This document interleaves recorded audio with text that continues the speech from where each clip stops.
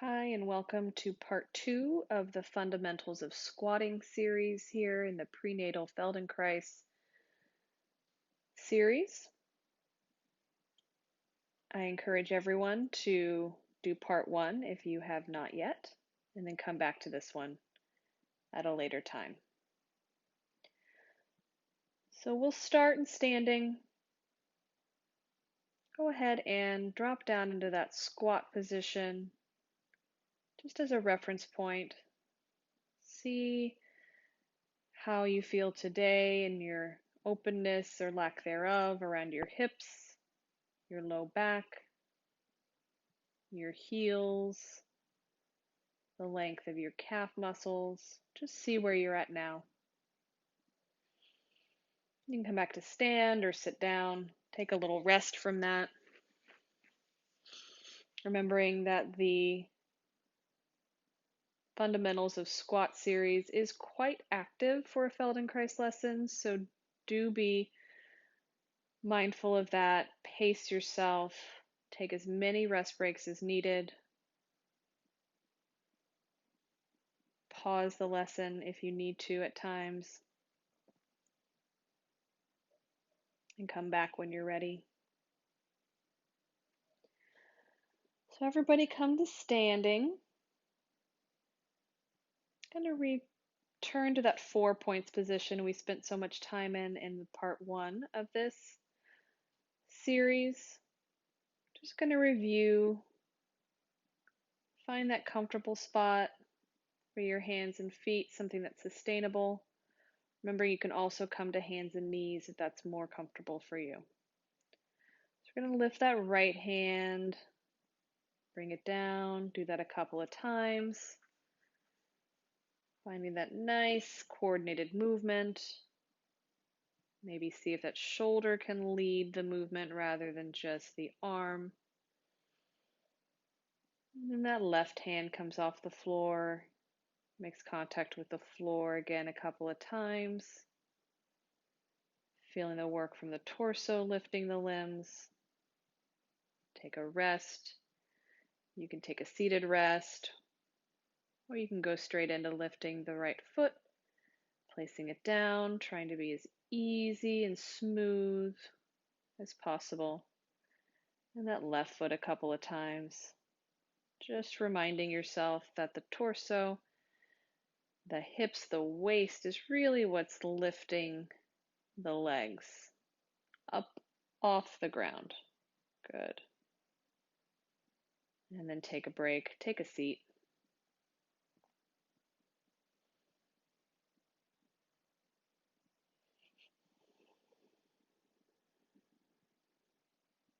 Okay, so as I mentioned in the beginning of the part 1 series, that this kind of 4 points positioning is what will prepare us to get up and down off the floor. We didn't do a lot of that in the first part because we were preparing for where we're going today. So this will be a lot of up and down off the floor in a very easy, sustainable way for those of us who are having more difficulty doing that as we are growing every month in our pregnancy. So come back to your 4 points. Just look at the space between the left hand and the left foot. Draw an imaginary line between them. So this time you're going to lift your right foot and allow your right knee to bend and place your right knee on the ground somewhere on the line between your left hand and your left foot. Keep your left hand and foot on the ground as you do this. If you put the knee in the right place, you should be resting on the right buttock and the side of the right thigh and looking towards the horizon on the left. The left foot is still securely on the ground with the knee bent towards the ceiling, and both your hands are on the ground as well. The right foot is somewhere by your left foot. Okay, so now you're effectively just sitting down on the ground on that right buttock. And from this position, I'm going to return to all 4 points position again by lifting the right knee from the ground, pushing into the hands and left foot, and placing that right foot back into the original position.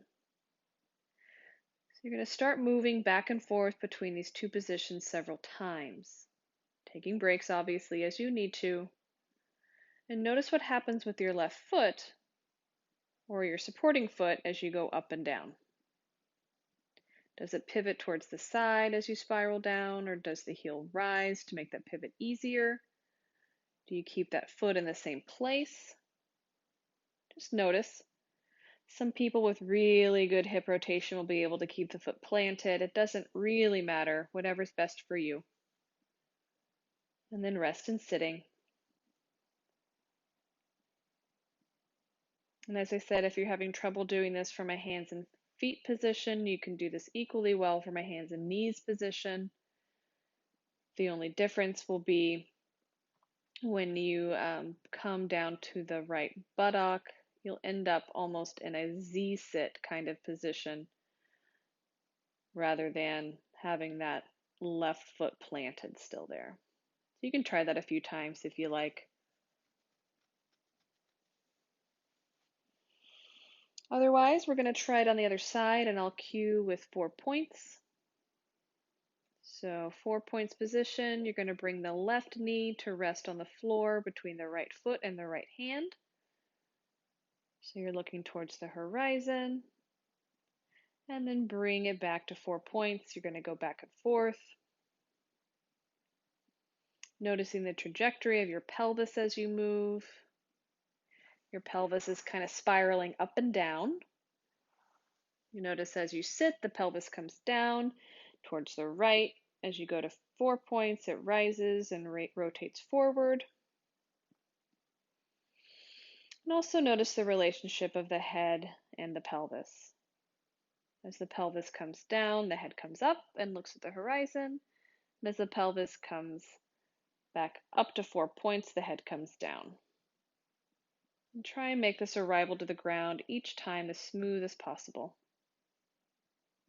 And then rest when you're done playing with that option.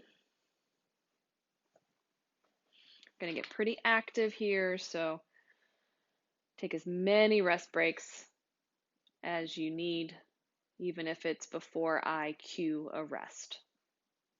If you're going into fatigue and that is drawing your attention to you being tired versus what movement pattern we're doing, if your attention is being drawn away from that, that's your indication to take a break. I cannot stress that enough. Okay, come back to 4 points. We're going to alternate side to side. So the right knee is going to bend and go to the left side, sitting down on the ground, coming back up to 4 points. That left knee is going to go to the right side and come back, passing through 4 points each time. So try and find a rhythm in your movement where you can breathe. Notice which hand becomes lighter on the ground as you move. As you go towards the left, which hand becomes light enough that you can actually lift it from the ground. Once you figure this out, begin to lift that hand as you come down to the ground, and then place it back on the ground as you return to 4 points, going side to side.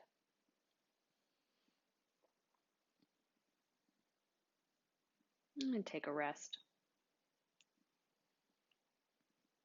Resting in Feldenkrais is mostly done to allow for learning to sink in a bit, especially motor learning. We as humans learn in small chunks. If you watch a toddler or a baby trying to learn a new move, like rolling over or walking or crawling, you'll notice they try the move a few times, try a few variations, then they'll go for a rest for a while, or maybe just get distracted by another task, and then they'll go at it again. If we just drill away at the same thing over and over again, that will lead to diminishing returns and really limit the creativity and fresh perspectives and solutions to these movement problems. So that's why we rest. It's kind of a perspective that we don't utilize much in our didactic educational world. Might be worth giving that a try in other aspects of our lives, but especially here in motor learning, it's important to take rest breaks.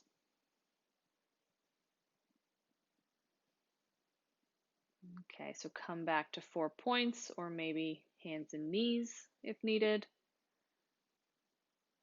Return to that alternating side to side movement that we just did, but maybe start to try and pick up the pace and the speed if possible, if comfortable, so the butt barely touches down before it lifts up again. This isn't necessary to get, it's just a fun movement. Might be easier if you're in your first or second trimester or not pregnant at all. Do what you can comfortably. And then rest.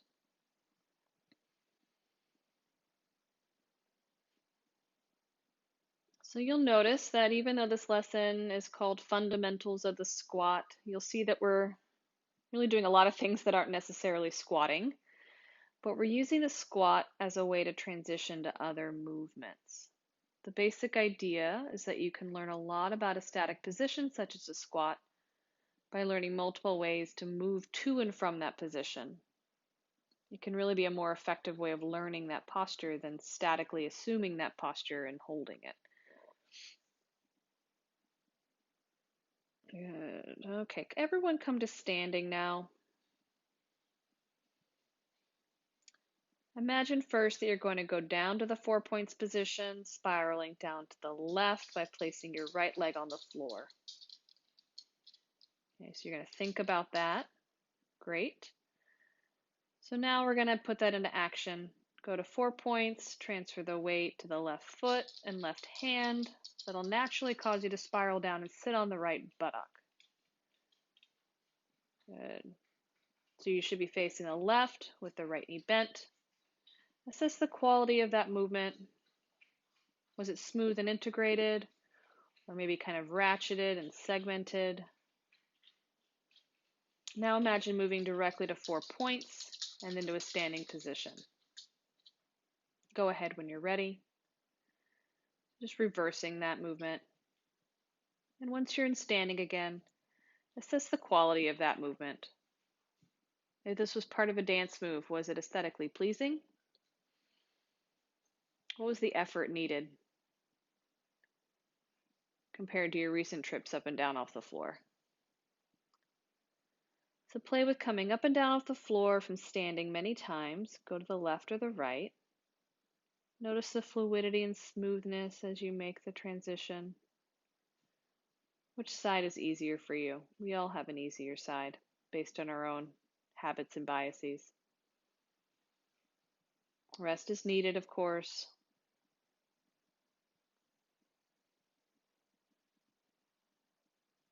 So the spiraling of the pelvis is kind of like loading a spring.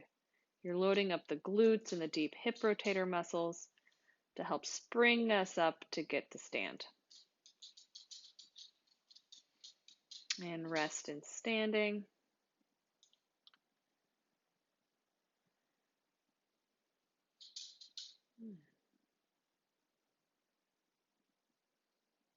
And then go for a little walk. Feel how everything is more integrated into the center now. You're rotating around your axis, your spine, alternating your hands and feet as they move.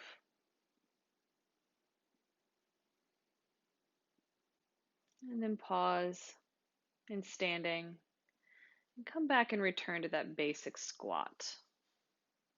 Once again, how has this changed even since the beginning of this lesson? Good. And without thinking too much about it, come up to stand, come to all fours, and come down to sit and see how you did that. And then reverse that and come back up to stand. Nice, aesthetically pleasing, pleasurable, dance-like movement where you're really just using your body as levers instead of powering through with your muscles. Because, yeah, sure, you can get up and down the ground using your muscles. That's one way. Not as sustainable.